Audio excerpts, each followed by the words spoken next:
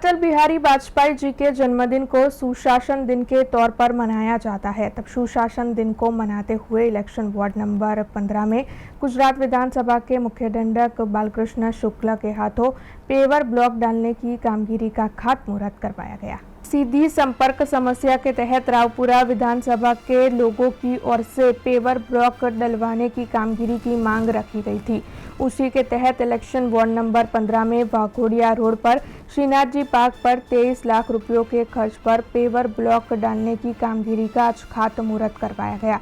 गुजरात विधानसभा के मुख्य दंडक और रावपुरा के विधायक बालकृष्ण शुक्ल के हाथों पेवर ब्लॉक डालने की कामगिरी का खातमुहूर्त हुआ था। तब स्थानीय नगर सेवकों की भी वहां पर मौजूदगी रही थी। આજનો દિવસ એટલે કે શ્રદ્ધેય ભારત રત્ન અટલ બિહારી વાજપેયીનો જન્મદિવસ આખો દેશ એ સુશાસન દિન તરીકે ઉજવાય છે। ત્યારે અટલ બિહારી વાજપેયીજી એક એવા રાજનેતા હતા કે જેમને સતત સંઘર્ષ કરીને રાષ્ટ્રહિતમાં કામ કરેલા છે।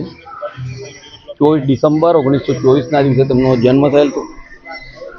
રાષ્ટ્રીય સ્વયંસેવક સંઘના પ્રચારક તરીકે તેઓ રહ્યા અને આજન્મ બ્રહ્મચારી રહીને તેમણે દેશની સેવા કરી।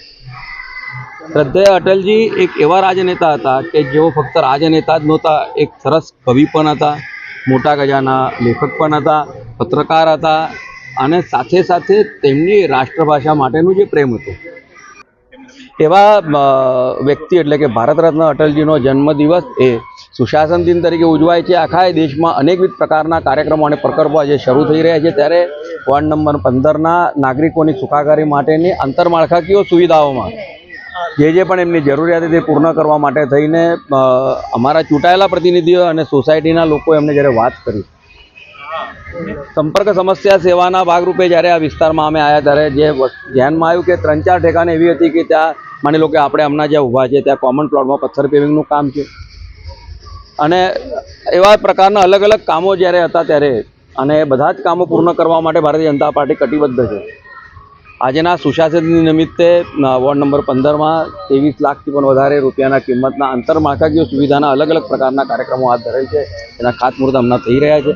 આપના માધ્યમથી તમામ નગરજનોને ખાસ કરીને રાવપુરા વિધાનસભા વિસ્તારના નાગરિકોને વિનંતી કરું છું, આપના વિસ્તારમાં જે પણ કોઈ આંતરમાળખાકીય સુવિધાઓની આપને જરૂરિયાત હશે તે આપના વિસ્તારના અમારા સ્થાનિક નેતાઓ, ચૂંટાયેલા પ્રતિનિધિઓ કે મીડિયાના મિત્રોને જાણ કરશો। તે તમામ કામો પૂર્ણ કરવા માટે ભારતીય જનતા પાર્ટી કટિબદ્ધ છે।